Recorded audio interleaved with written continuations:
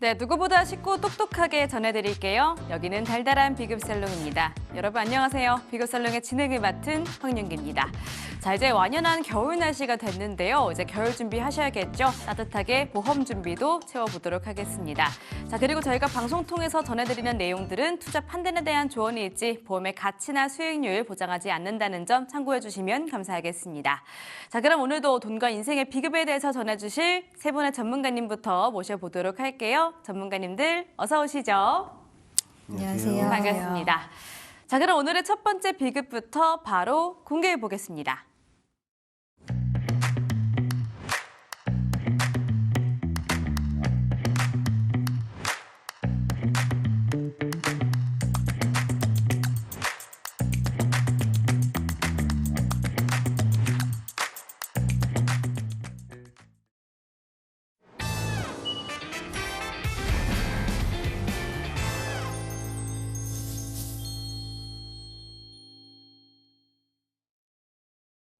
네, 첫 번째 비급 주제는 바로 간병인 보험 준비가 되어 있습니다. 우리 홍영주 전문가님과 함께 말씀 나눠보도록 하겠습니다. 간병인 보험에 대한 중요성이 점점 더 크게 대두가 되고 있는 것 같아요. 어떤 것들을 다시 한번 짚어보면 좋을지 여쭤보도록 할게요. 전문가님 어서 오시죠. 네, 반갑습니다. 이제 간병인 보험은 누구에게나 선택이 아닌 필수로 가입해야 하는 보험입니다. 시청자분들께서 이해하기 쉽도록 간병인 보험을 준비해야 하는 이유를 간단히 정리해서 설명해 드리도록 하겠습니다. 알겠습니다. 실손 보험이라든지 암보험 그리고 뇌질환, 심장질환 같은 경우에는 듣다가 보면은 나도 가입을 해둬야겠다 싶기는 하지만요. 간병인 보험은 내가 꼭 가입을 해둬야 하나? 사실 의구심이 상당히 많습니다. 그래서 한번 여쭤보도록 할게요. 전문가님, 간병인 보험을 들어야 하는 이유들 어떤 것들이 있을까요? 네, 간병인 보험을 준비해야 하는 첫 번째 이유는 급속도로 변화하는 사회 구조 때문입니다. 우리나라는 2000년 고령화 사회, 2018년 고령 사회를 거쳐 단 6년 만에 2024년 초고령 사회에 진입했습니다. 즉, 전체 인구 중 65세 이상의 인구가 20%를 넘게 되었습니다. 이는 아시아에서 일본 다음으로 2위입니다. 노인의 인구는 계속 증가하고 따라서 질병, 그리고 낙상 사고와 같은 상해 위험에 노출될 가능성이 높아집니다. 따라서 병원에 입원할 확률도 높아지는 거죠. 예전에는 대가족 시대에 누군가 입원을 하면 가족들이 돌아가면서 간병을 했습니다. 특히 집안에서 살림만 하셨던 어머니들이 주로 식구들의 간병을 많이 하셨죠. 50대에서 70대는 형제 자매가 많아 간병 및 간병비 분담이 가능했습니다. 그러나 요즘 30에서 40대에는 전업주부보다 맞벌이 부부가 더 많은 추세라 가족 간병을 기대하기가 어렵습니다. 그리고 30대, 40대들은 상대적으로 외동 비율이 많아서 간병비 부담을 분담할 수가 없습니다. 한 명의 자녀가 두 명의 부모를 독박 간병해야 하고 노년의 배우자가 독박으로 간병을 해야 합니다. 게다가 부모와 같은 지역에 사는 경우도 매우 적습니다. 과거에 비해서 간병과 간병비 부담이 매우 커지고 있다는 것입니다. 맞습니다. 다른 것보다 형제 자매가 굉장히 적다라는 게 큰 이유 중에 하나가 될 것 같아요. 옛날에는 어쩜 그렇게 형제 자매가 많았을까요? 저희 어머니 세대도 굉장히 좀 형제분들이 많았는데 저희 세대로 내려오면은 2명 내지 정말 많으면 3명이잖아요. 그렇기 때문에 돌아가면서 대체할 이런 간병이 없다라는 점. 자, 알겠습니다. 자, 그럼 두 번째 이유는 뭘까요? 네, 간병인 보험을 준비해야 하는 두 번째 이유는 바로 간병에 대한 경제적 부담입니다. 통계청 자료에 의하면 병원비 외에 간병비에 대한 부담이 96%에 달했습니다. 초고령 사회로 진입한 만큼 간병에 대한 문제는 사회적 문제로 대두되고 있습니다. 다행스럽게도 민간 보험사에서 이 부분을 커버할 수 있도록 보장이 준비되어 있습니다. 이것이 바로 간병인 보험인 것입니다. 혹시 아나운서님은 하루 간병비가 얼마 정도 드는지 알고 계실까요? 네, 지금은 한 하루에 12만 원에서 13만 원 정도 든다고 제가 알고 있는데요. 이게 지금 1년 엄청나게 빠르게 올라가고 있다고 들었습니다. 맞을까요? 네, 맞습니다. 현재 기준으로 병원에서 간병인을 고용하면 하루 평균 12만 원에서 15만 원 정도가 나옵니다. 물론 중증도에 따라서 그 이상이 나올 수도 있습니다.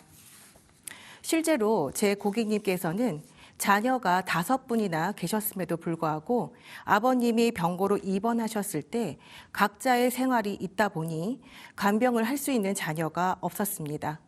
그리고 마침 그때가 코로나가 창궐하던 시기여서 한 사람이 간병을 시작하면 중간에 교체가 어려웠기 때문에 어쩔 수 없이 간병인을 고용했는데요. 더 부담이 되었던 것은 아버님의 상태가 대소변을 받아야 하는 중증 상태여서 하루에 간병비가 무려 25만 원이 되었습니다. 매우 부담이 될 수밖에 없었죠. 그렇네요. 네, 환자의 상태에 따라 한 달만 해도 간병비가 수백만 원이 나오니 가족들의 부담이 높을 수밖에 없습니다. 실제로 제 남동생의 경우는요, 항암 치료를 위해서 입원을 했어요. 이때 간병인을 제가 사용했는데 하루 비용이 15만 4천 원이었습니다. 그렇게 입원을 17일간을 했는데 제가 간병비만 거의 270만 원을 현금으로 지급했습니다. 현재 통계청 자료에 따르면 5년 만에 간병인의 비용이 3만 원 상승해서 평균 12만 6천 원이 넘는 것으로 나와 있습니다. 대략적으로 매년 1만 원 이상 상승한다고 보시면 됩니다. 따라서 앞으로 10년, 20년 후 간병 비용은 더 큰 부담으로 다가올 것입니다. 그리고 아나운서님, 네.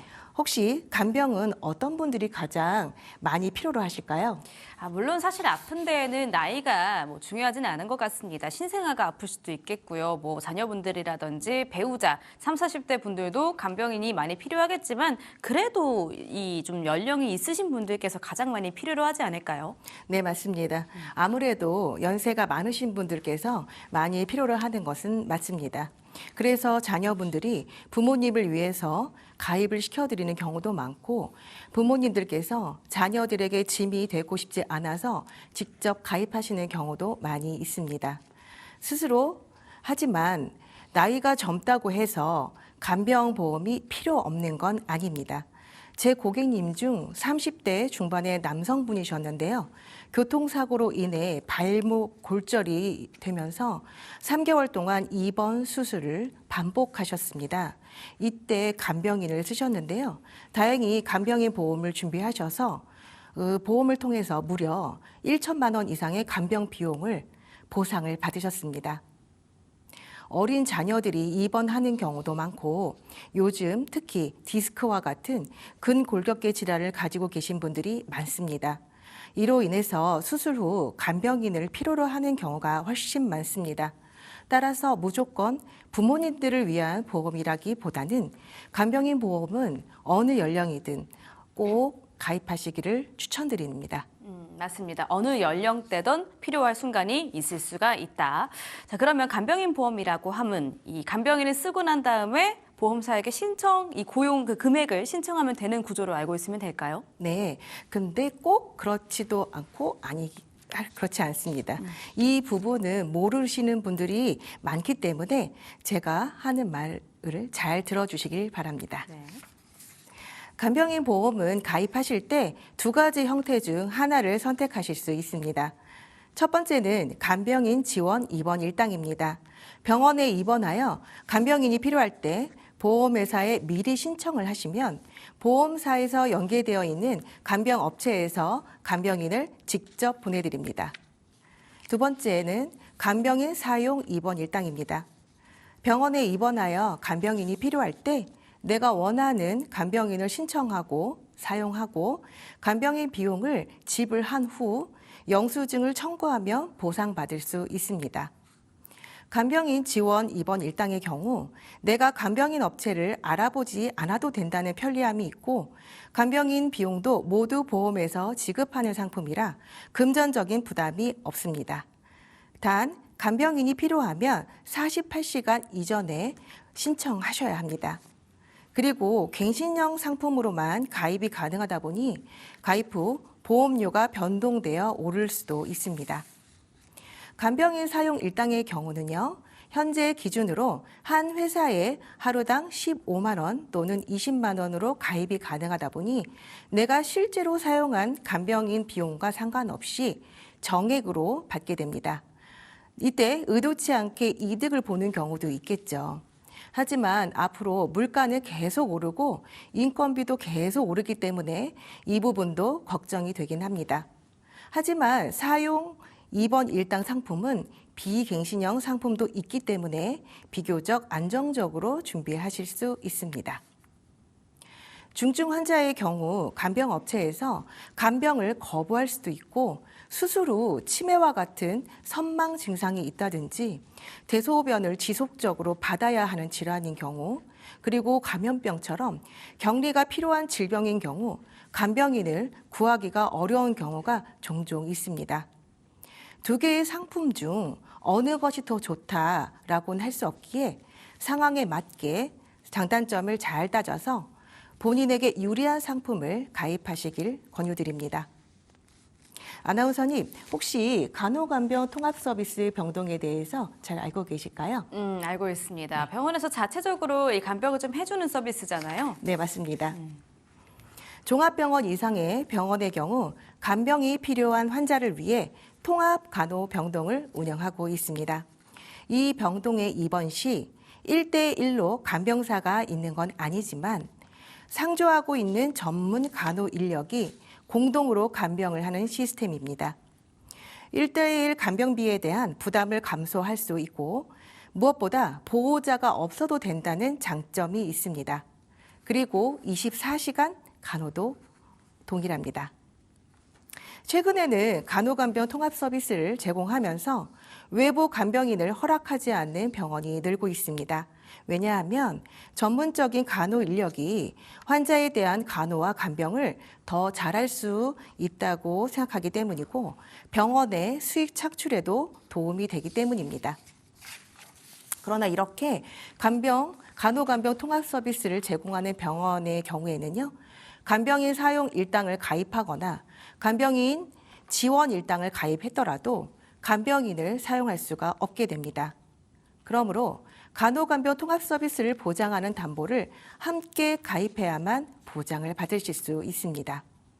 그리고 여기서 중요한 점은 중증 환자분들은 간호간병 통합 서비스 병실에 입실하실 수 없을 수도 있고 결국 간병인을 구하거나 자녀들이 간병을 해야 하는 상황이 생길 수도 있습니다. 그래서 간병인 보험을 준비하신다면 기본적으로 간병인 지원 또는 간병인 사용 일당을 가입을 하시고 간호간병 통합 서비스 일당을 같이 추가로 꼭 가입하시길 추천드립니다. 알겠습니다. 자, 간병인 보험에도 참 여러 가지 종류가 있었죠. 중복 보장도 가능하다고 하니까요. 함께 좀 준비를 해보시는 게 좋겠고요. 자, 근데 실손보험이 또 있잖아요. 실손보험 안에서는 어느 정도 보장을 받을 수 있을까요? 네, 물론 실손이 준비되어 있으시다면 병원비에 대한 부담이 줄어들 수도 있습니다. 하지만 모든 보험사의 실손 의료비는 보시는 것처럼 입원 및 통원 치료 시 실제로 발생한 의료비에서 본인 부담금을 제외하고 보상을 받는 상품입니다. 그런데 간병인을 사용한 금액까지는 보상해 주지 않습니다. 그리고 실손 의료비는 실제로 사용한 병원비만을 보상해 주는 비례 보상형 상품이고 간병인 사용 일당과 같은 보험은 내가 쓴 비용이 가입되어 있는 금액보다 적더라도 가입 금액 그대로를 보상하는 정액형 보상형 상품입니다. 그래서 실손 의료비만을 의지하고 간병 비용을 해결하려고 하신다면 큰 낭패를 보실 수가 있습니다. 간병 파산이라고 하는 말이 있습니다. 간병인을 쓰다가 금전적으로 파산이 된다는 말입니다. 이와 더불어 간병 지옥이라는 말이 있습니다. 그만큼 간병을 하며 지옥과 같은 경험을 한다는 뜻입니다. 너무 슬픈 말이죠.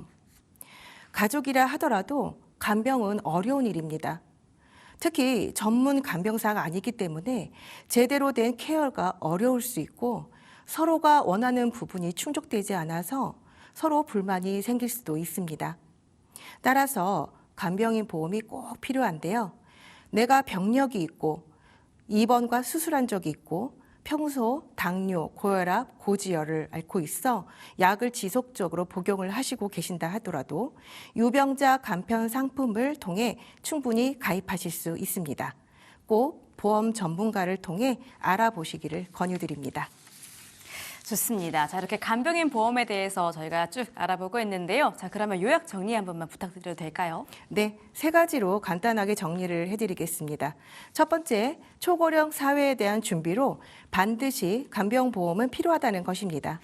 둘째, 간병보험은 나이를 불문하고 누구든 필요한 보장이라는 것입니다. 셋째, 실손해서 보장이 안 되기 때문에 반드시 추가로 준비하셔서 보장을 받으시길 바랍니다. 네, 세 가지로 한번 정리해 봤습니다. 자, 그럼 마지막으로요. 하나만 여쭤보도록 할게요. 사용 일당, 지원 일당 이렇게 두 가지로 좀 나뉘는데 우리 전문가님 같은 경우에서는 어떤 일당이 조금 더 와닿으실까요? 아무래도 지원 일당은 갱신형 상품이기 때문에 지속적으로 보험료가 오를 수 있어서 부담이 될 수 있습니다.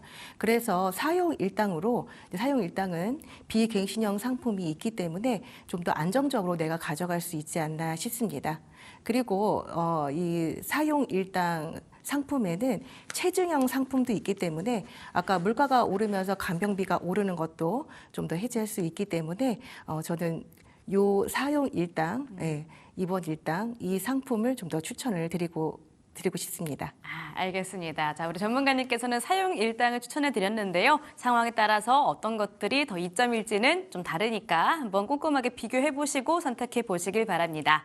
자, 이렇게 첫 번째 비급 간병인 보험에 대해서 알아봤고요. 저희가 방송 통해서 말씀드리는 내용은 투자 판단에 대한 조언입니다. 보험의 가치나 수익률까지는 보장해 드리지 않는다는 점 참고해 주시면 감사하겠습니다. 그럼 지금까지 배웠던 내용도 화면 통해서 정리해 보시죠.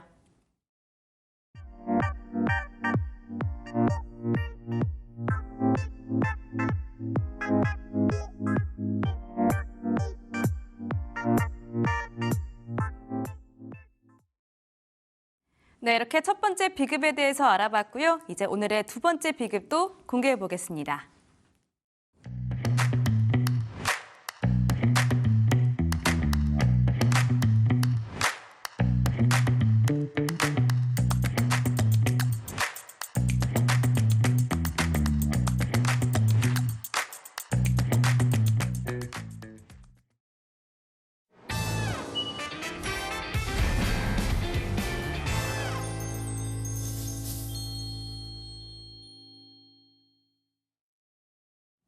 네, 두 번째로는 태아보험에 대해서 알아보도록 하겠습니다. 최근에 출산율이 다시 한번 조금은 올랐다고 하죠. 지금 임신하신 분들 중에서 태아보험 안 드신 분들이 거의 없다라고 하는데 그렇다면 어떻게 하면 좀 더 현명하게 가입할 수 있을지 한번 여쭤보도록 하겠습니다. 김지연 전문가님과 함께 배워보도록 할게요. 전문가님 어서 오시죠. 안녕하세요. 부모의 마음으로 예비 엄마 아빠의 궁금증을 해결해 드릴 김지원 전문가입니다. 오늘 제가 말씀드릴 내용은 태아보험입니다. 모든 보험이 신중하게 가입해야 되는 건 맞지만 그중에서도 특히 신중해야 되는 부분이 태아보험이 아닐까 싶은데요. 그래서 그런지 예비 엄마 아빠도 상담을 하는 저도 고민을 많이 하게 되는 부분입니다. 임신을 하게 되면 가장 먼저 알아보는 것이 태아보험인데요. 그 때문에 지금 임신하신 임산부님들과 앞으로 임신을 예정하고 있는 신혼부부 시청자분들께 가장 유용한 정보를 드릴 수 있게끔 도움 받으셨으면 좋겠습니다. 네, 태아보험 관련해서 유용한 정보들, 꿀팁들이 뭐일지 한번 알아가 보도록 하겠습니다. 자, 그럼 개념부터 짚어보도록 할게요. 태아보험이 어떤 보험일까요? 네, 태아보험은 아기가 태어나기 전에 뱃속에 있는 태아의 상태, 그때부터 보장이 시작되는 보험인데요.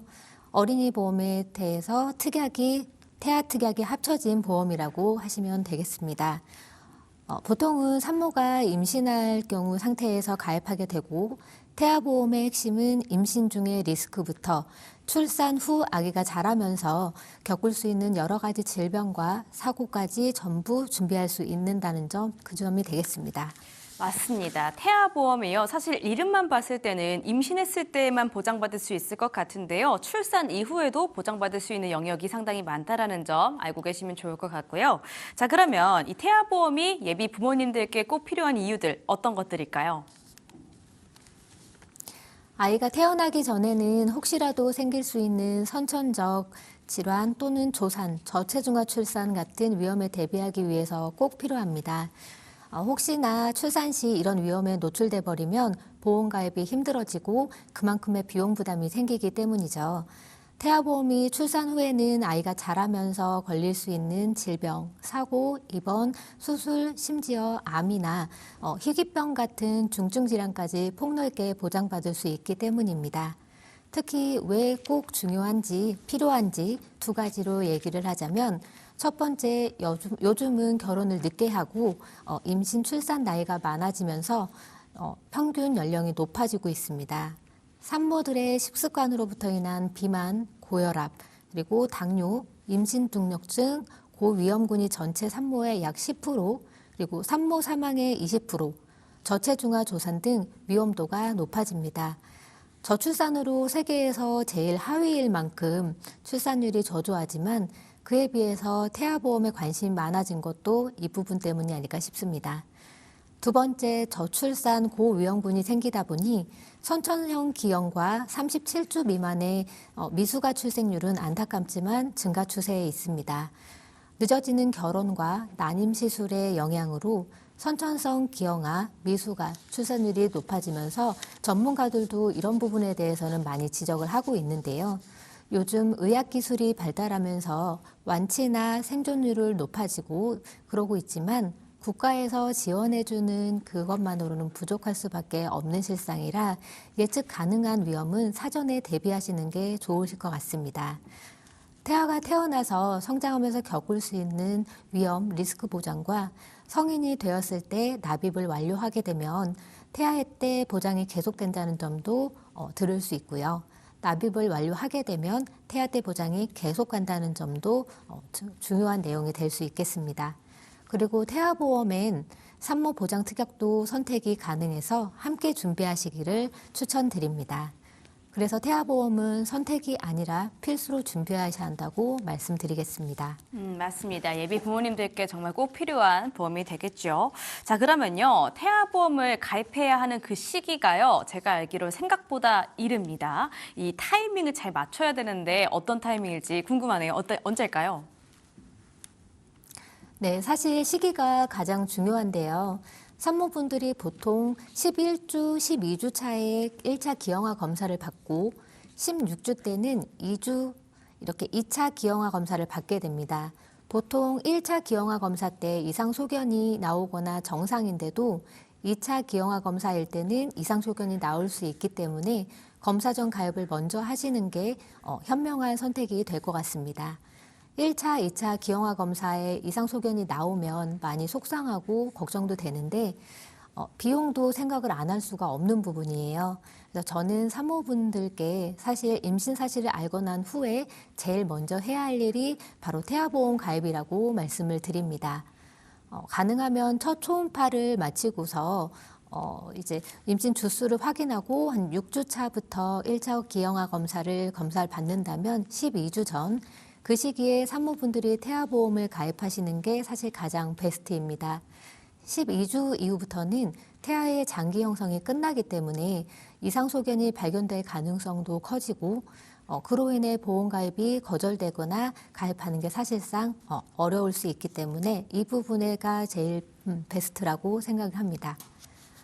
혹시 가입 시기를 놓치셨더라도 이상 소견이 없이 건강한 상태라면 태약 특약은 각 회사마다 조금 다르긴 하지만 22주 6일까지만 가입이 되기 때문에 아무리 늦어도 22주 전에는 꼭 준비를 하는 걸 추천을 드립니다. 그 이후에는 안타깝게도 태아보험의 핵심인 태아 특약은 가입이 불가능합니다. 맞습니다. 임신 사실을 알자마자 가입을 해두시는 게 가장 현명할 것 같아요. 22주면 한 5, 6개월 정도잖아요. 이 안에 가입을 해두셔야만 된다는 점. 알겠습니다. 근데요, 태아보험인데 산모 보장 특약도 선택 가능하다고 말씀 주셨잖아요. 이게 어떤 특약일까요? 네, 그렇습니다. 회사마다 특별한 차이가 좀 있을 수 있지만 태아 특약 못지않게 중요한 게 산모 특약인데요. 출산 중 생길 수 있는 위험과 임신 중 생길 수 있는 위험에 대해 보장을 해주는 특약이 있습니다. 임신 중 생길 수 있는 위험으로 유산, 출산 전 선별검사 이상 소견 진단, 임신 중독증, 임신성 당뇨, 그리고 임신성 고혈압 등이 있고 출생 중 생길 수 있는 위험으로는 모성 산모, 조산, 임신 출산 질환 그리고 다운 증후군 출산, 여성 상과 적출 등이 있습니다. 유산은 5명 중 1명꼴로 요즘에는 많이 발생을 하고 있는데 특히 40대 이상이 제일 많습니다. 출산 전 선별검사 이상 소견 진단은 이산 소견 시 가입한 특약에서 보상이 나가는데 1차 기형아 검사에서 이상 소견이 있다 하더라도 그날 컨디션에 따라 조금씩 달라질 수 있는데 2차 기형아 검사 시에는 정상으로 나오는 산모님들도 많이 봐왔습니다. 고연령 출산과 비만, 고혈압, 당뇨, 이로 인한 임신 중독증도 진단 시 보장이 가능합니다.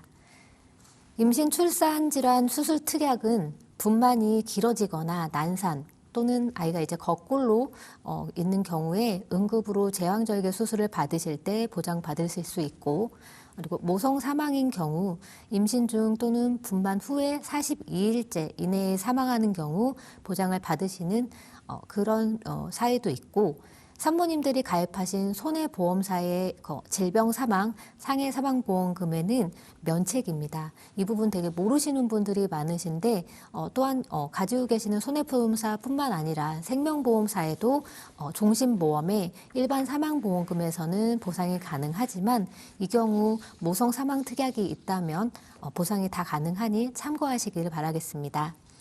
지금까지 말씀드린 산모 특약의 경우는 보험료를 1회만 납입하고 보장이 가능합니다. 예를 들어 조산, 조기 진통 위험으로 임신 기간 중에 입원하신 경우가 덜어 있었는데요. 입덧도 하고 배도 뭉치고 불편한데 입원까지 하게 되면 지출도 생기게 되고 이런 부분들에서 마음도 불편하겠죠. 그래서 이때 임신 출산 실손 의료비 특약을 미리 가입을 해두신다면 보상이 가능하니 필수로 가입하시는 것을 추천드리고 보험 가입날로부터 42일째까지 보험료를 납부하셔야 된다는 점은 참고하셨으면 좋겠습니다. 말씀드린 거 말고도 여러 가지 산모의 위험으로부터 보장을 받을 수 있는 특약들이 구성되어 있으니 전문가와 충분히 상담하고 개인에게 맞는 그런 특약을 준비하시면 되겠습니다. 네, 지금 화면만 봐도 산모 보장 특약에 상당히 많은 서비스들이 포함이 되고 있는 것 같습니다. 정말 꼭 가입해야겠다라는 생각이 드는 것 같고요. 그러면 아이들이 태아 특약으로 보장받을 수 있는 영역들도 한번 정리해 주시죠. 보통 엄마 뱃속에 10달을 채우고 나온다고는 하지만 그렇지 못한 경우도 있습니다. 31주 이내에 출산아가 되었을 때 보장이 가능한 31주 이내 출생담보부터 2kg 이하의 출생한 경우 보장되는 저체중아 출생담보, 그리고 태아가 미숙아로 생겨서 태어나서 인큐베이터를 이용했을 때 보장해주는 저체중아 입원 일당도 담보가 있습니다. 출생 전후기 질병을 원인으로 출생 후에 입원했을 때 보장해주는 신생아 질병 입원 일당이라고 담보가 또한 추가되어 있습니다. 출산 후에 다빈도 선천 질환 중 하나인 심방 중격 결손증이라고 하는 좌우 심방 사이에 구멍을 통해 혈류가 새는 질환으로 산모님들 사이에 많이 문의가 받고 있는데요. 이게 자라면서 자연 치유가 되면서 구멍이 없어지는 경우도 있지만 신생아 때 이 질병으로 신생아 집중치료실에 입원을 짧게는 일주일 그리고 한 달 넘게 하는 경우도 있습니다. 비용 부담이 그만큼 많이 들겠죠. 보통 우리가 알고 있는 인큐베이터 신생아 집중치료실이라고 하는데요. 이게 중환자실로 분류가 됩니다. 요즘은 인큐베이터를 이용한다고 해서도 과거보다는 건강보험 제도가 좋아져서 본인 부담금이 비교적 많이 줄어들었긴 하지만 실제로 의료비 외적인 부분까지 더하면 비용 부담은 크게 작용할 수밖에 없습니다. 마지막으로 출생 후 보험사 약관에서 정한 장애가 발견되게 되면 보장해주는 장애 출생 담보는 심방 중격 결손, 심신 중격 결손, 식도나 장이 협착되는 구순열이나 구개열, 그리고 다지증, 합지증, 사경 등을 일반 장애로 정하고 있고 뇌성마비, 다운증후군 같은 심한 장애로 각각 보장이 나누어져 있습니다. 그래서 장애 출생 담보의 경우 사경이나 또 심방 중격 결손, 심실 중격 결손이나 자주 접하지는 치료가 되는 장애가 크게 걱정되지는 않지만 뇌성마비나 다운증후군 같은 경우는 평생을 가져가야 하는 장애라서 병원부의 부담이 굉장히 많이 들고 있습니다. 또한 신생아들한테 흔히 보이는 몸의 몽고반점 아시고 계시죠?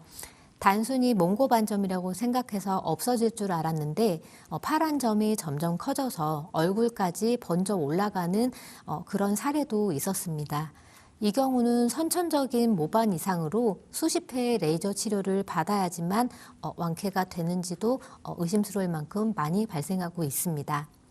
그리고 흔히 볼 수 있는 설소대의 짧은 혀유착증 또는 고환이 음낭으로 내려가지 못해서 잠복 고환일 경우에 수술 시 선천 이상 수술 특약으로 보장받을 수 있습니다.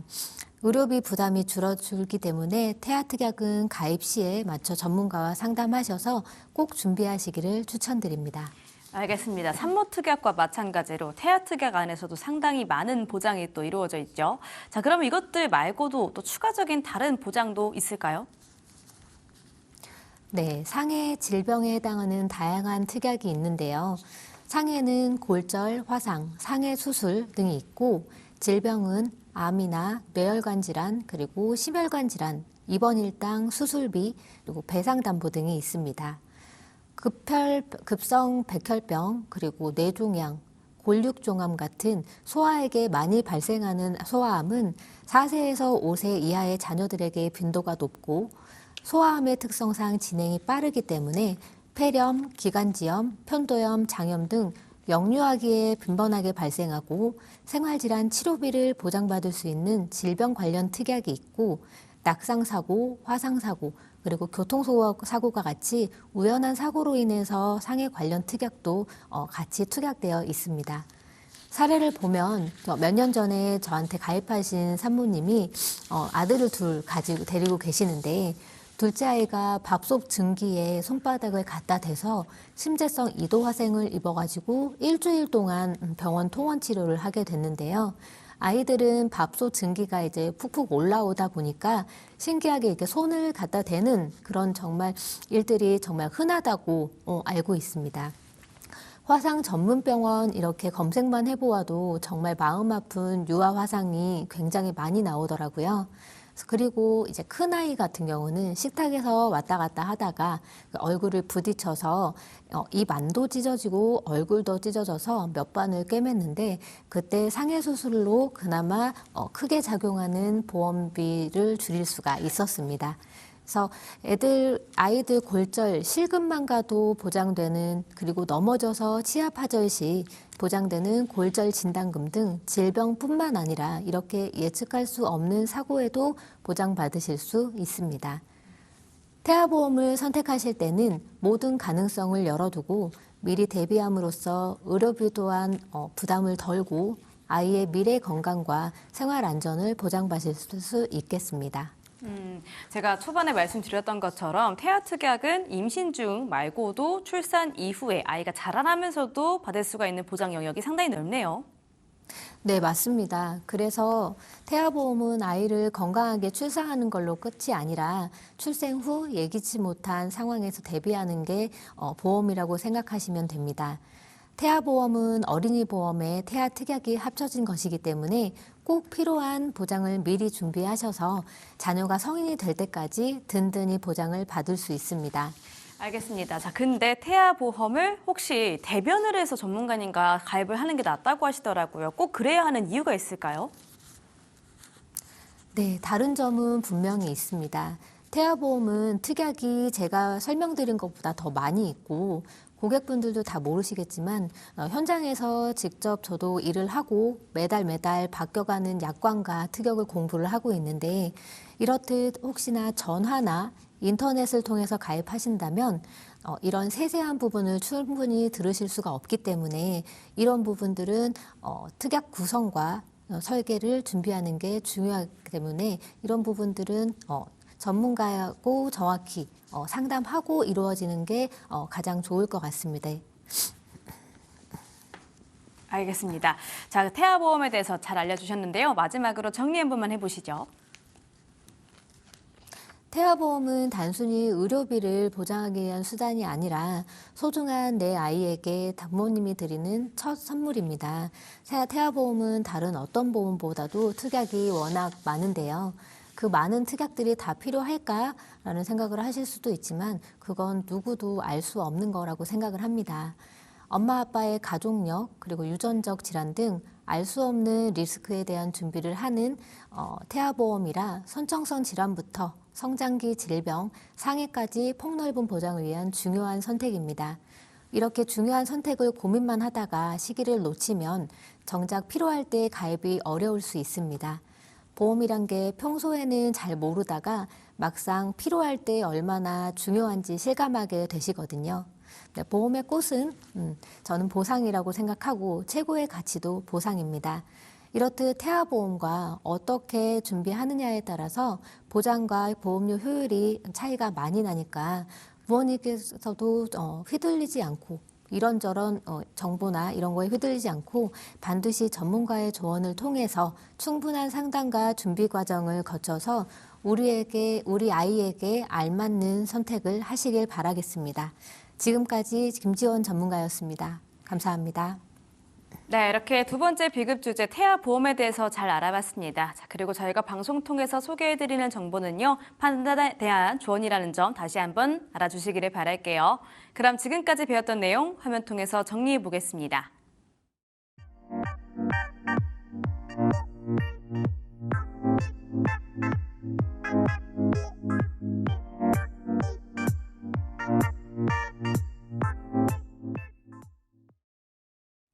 네, 이렇게 두 번째 비급 태아보험에 대해서 알아봤고요. 이제 세 번째 비급 주제도 공개해 보겠습니다.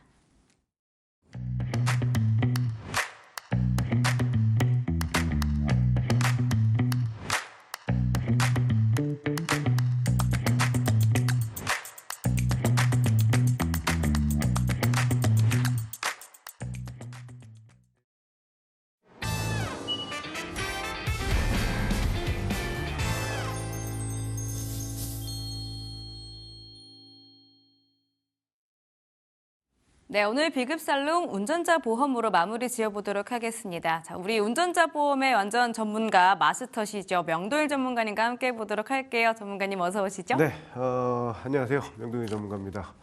자, 제가 어렸을 때까지만 해도 제가 그렇게 나이가 많지는 않습니다. 근데 어렸을 때까지만 해도 사실 이제 가정당 자동차 한 대 정도가 보편적이었었던 것 같아요. 그래서 너희 아버지 차 뭐야? 뭐 이렇게 친구들끼리 뭐 얘기하고 좋은 차 있으면 막 구경도 다니고 그랬었던 기억이 있는데, 근데 지금은 상황이 많이 달라졌죠. 지금은 가정당 구성원당 뭐 차량이 한 대씩 있을 정도로 이 운전자랑 차량 이 등록 대수가 굉장히 많이 늘어났거든요. 자, 근데 아직도 이 자동차 보험과 운전자 보험의 차이를 모르시는 분들이 있어요. 근데 자동차 보험 같은 경우는 의무로 우리가 매년 가입을 해야 되는 보험이고, 운전자 보험은 이게 선택이기 때문에 여기서 좀 이제 그 인지도의 차이가 오는 게 아닌가 생각을 합니다.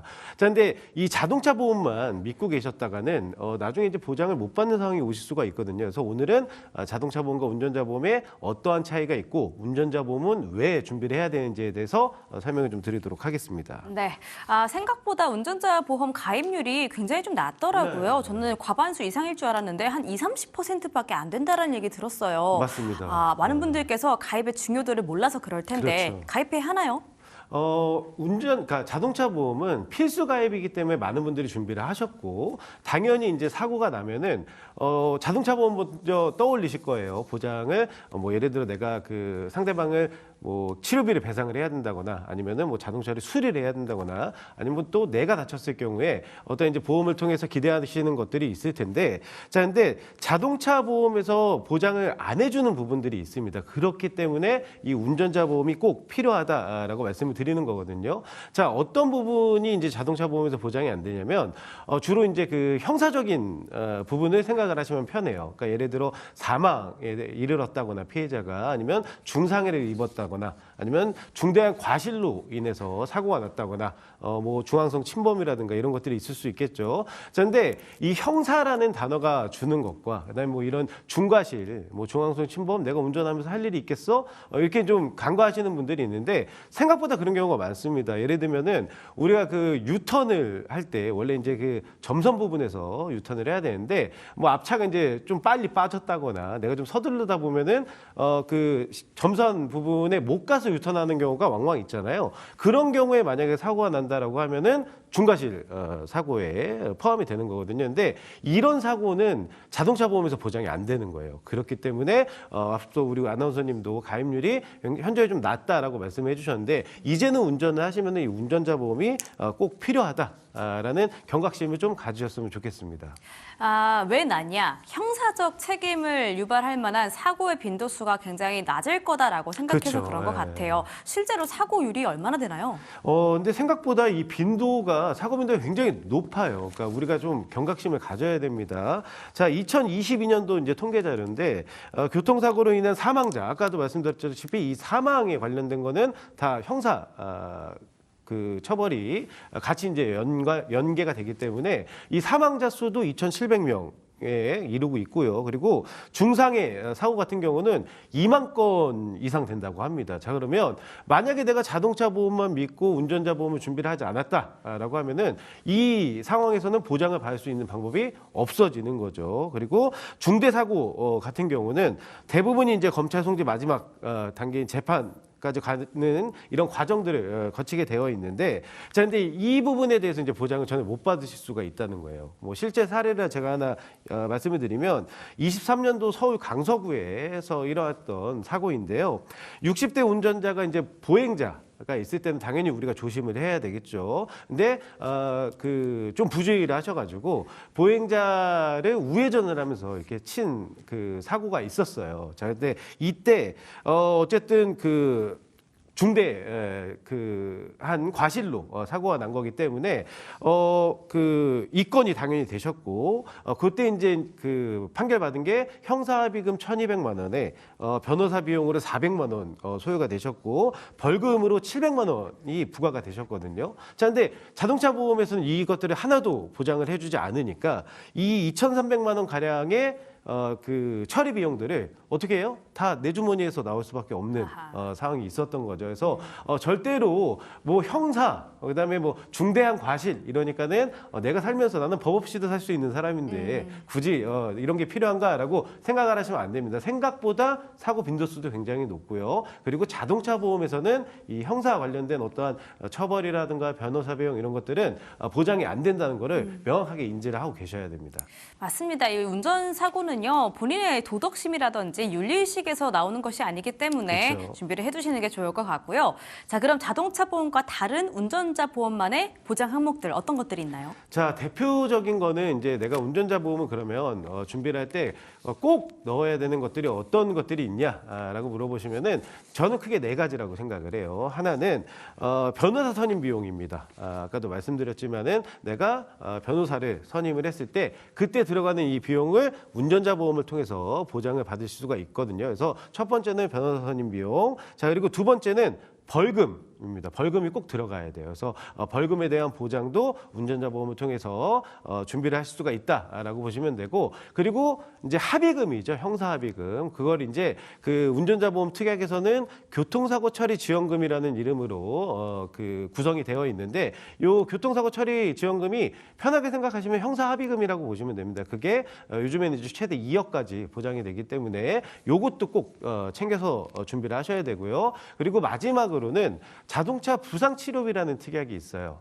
그렇기 때문에 요거는 이제 말 그대로 우리가 사고가 나면 병원에 가면은 부상 그 급수를 정해놓고 병원에서 판정을 내려주거든요. 그래서 1급부터 14급까지의 부상 등급이 있는데 각 등급에 맞는 그 보장 금액을 보장을 해주는 나를 위한 특약이라고 보시면 됩니다. 그래서 요 네 가지가 운전자를 그 보험을 구성을 하는 기본적인 특약이다라고 보시면 될 것 같습니다. 네, 벌금, 형사비금, 그리고 변호사 선임 비용 이렇게 크게 세 가지를 말씀해 주셨죠. 네. 자, 그러면 언제 어디서 어떻게 가입을 하는 게 좋을까요? 자, 당연히 언제는 지금 당장 가입을 하셔야겠죠. 운전을 하신다라고 하면은 지금 당장 준비를 하시는 게 좋고요. 어디서는 뭐 우리 B급 살롱을 통해서 준비를 하시면 되고, 그리고 어떻게는 전문가와 같이 준비를 하면 됩니다. 네, 자, 특히 이제 운전량이 많으신 분들은 평소에 내가 운전을 많이 하신다라고 하면 당연히 준비를 하셔야 될 거고요. 그리고 뭐 출퇴근이라든가, 그러니까 자동차를 이용하시는 분들은 이게 법적으로 그 필수 가입이 아니니까는 이제 자꾸 이렇게 조금 간과하시는 부분이 있는데 운전을 하신다고 하면은 운전자 보험은 필수다라고 말씀을 드리고 싶습니다. 그래서 앞서 말씀드렸듯이 뭐 변호사 선임 비용, 벌금, 교통사고 처리 지원금, 그다음에 그 자동차 부상 치료비 이렇게 네 가지 특약만 넣으면은 월에 이제 뭐 한 10,000원대로 충분히 구성이 가능하기 때문에 사실 보험료적인 부분에서도 그렇게 부담이 되지 않아요. 그렇기 때문에 월 10,000원 중후반대의 보험료로 내가 운전을 하고 있다라고 하면은 운전자 보험은 꼭 준비를 하시는 게 좋습니다. 거기에 저는 이 보험도 사실 이제 휴대폰과 같다라고 봐요. 우리가 맨 처음 전화가 나왔을 때, 그 이동통신기가 나왔을 때, 그때는 사실 전화라는 기능만 되면은 그게 휴대폰이었었잖아요. 근데 지금은 뭐 그 핸드폰, 스마트폰이죠. 스마트폰으로 뭔가 이제 그 뱅킹도 하고 인터넷도 하고 여러 가지 기능들을 하고 있는데 보험도 마찬가지입니다. 시간이 흐르면 흐를수록 괜찮은 그 상황에 맞는 그 트렌드에 맞는 이 특약들이 나오거든요. 그래서 기본 운전자 특약에 제가 추가로 조금 추천을 드리는 거는 첫 번째는 이제 그 대물벌금이라는 특약이 있어요. 우리가 벌금이 대인으로 인한 사고에만 벌금이 나오는 게 아니라 어떠한 물건을 파손했을 때 또 벌금이 부과가 되는 경우가 있습니다. 그래서 그 대물벌금까지 보장이 되는 특약이 새로 출시되었기 때문에 그 부분도 챙기시면 좋고요. 그리고 또 급발진 사고에 대한 보장을 해주는 특약도 요즘에는 새로 나왔습니다. 그래서 사실 예전처럼 뭐 자동차가 사실 어떻게 보면은 컴퓨터 한 대가 요즘엔 차량 안에 들어가 있는 거잖아요. 그렇기 때문에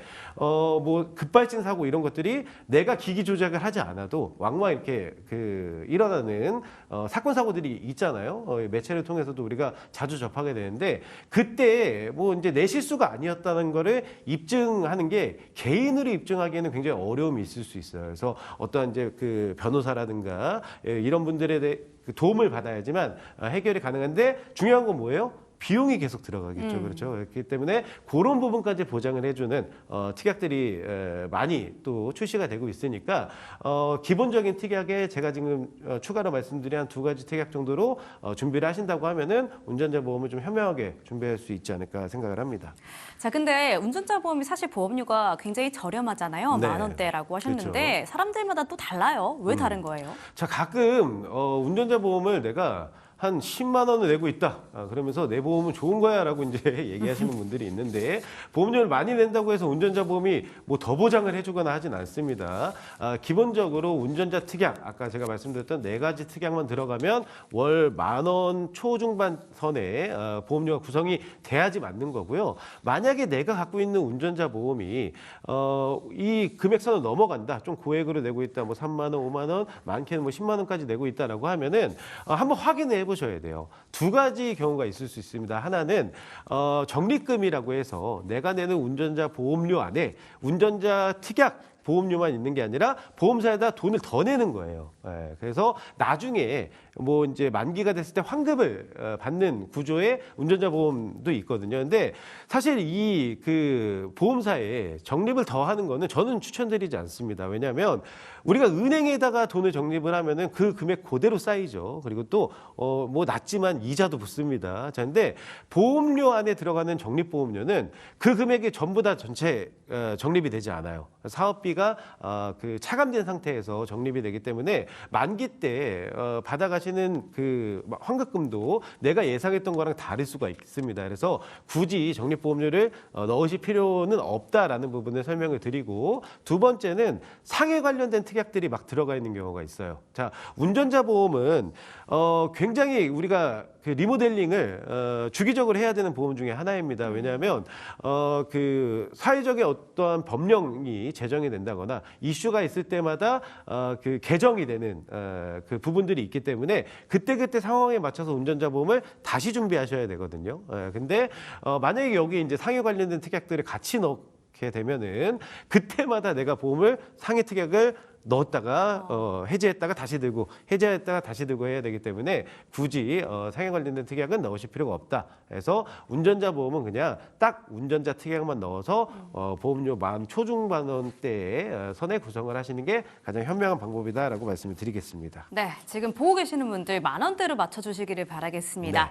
자, 그럼 마지막으로 운전자 보험 가입할 때 주의해야 할 점들 좀 정리해 주시죠. 네, 뭐 몇 가지 이제 짚어드리면은 첫 번째로는 운전자 보험, 자동차 보험처럼 이제 나라에서 필수라고 얘기하지 않아도 개인이 필수로 준비를 하셔야 됩니다. 그래서 필수로 좀 준비해야 되는 보험이다라고 생각을 해주셨으면 좋겠고요. 그리고 필수 담보는 아까도 말씀드렸지만 변호사 선임 비용, 벌금, 교통사고 처리 지원금, 자동차 보상 치료비 이렇게 준비가 돼 있는지 꼭 확인을 하시고, 그리고 뭐 적립형이랑 환급형보다는 그냥 순수하게 보장만 해주는 그 보험으로 구성을 하셔야 합리적인 보험료로 가져가실 수 있다는 거. 그리고 트렌드에 맞게 요즘에는 이제 급발진 사고라든가 대물 벌금 이런 것들도 보장을 해주는 운전자 보험 특약들이 있으니까 상황에 맞게끔 이런 이제 신규 특약들도 같이 좀 관심을 가지셔서 준비를 하면은 운전자 보험을 통해서 그 사고가 났을 때 형사적인 부분까지 놓치지 않고 보장을 받을 수 있다라고 정리를 해드리겠습니다. 알겠습니다. 자, 이렇게 세 번째 비급 주제 운전자 보험에 대해서 알아봤고요. 저희가 방송 통해서 말씀드리는 내용, 판단에 대한 조언이라는 점 다시 한번 말씀드리면서 지금까지 배웠던 내용도 화면 통해서 정리해 보시죠.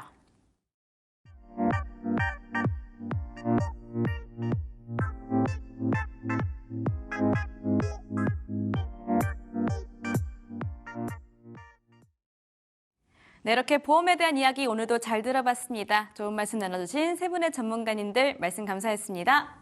고맙습니다. 자, 화요일의 비급살롱 여기서 마쳐보도록 하겠습니다. 저희가 방송 통해서 소개해드리는 정보는 투자 판단에 대한 조언입니다. 모든 상황에 일반화해서 적용할 수 없다는 점 알아주시면 감사하겠습니다. 자, 그러면 저희는 내일 저녁 6시에 다시 한번 돌아오도록 할게요. 오늘도 시청해주신 여러분들 고맙습니다.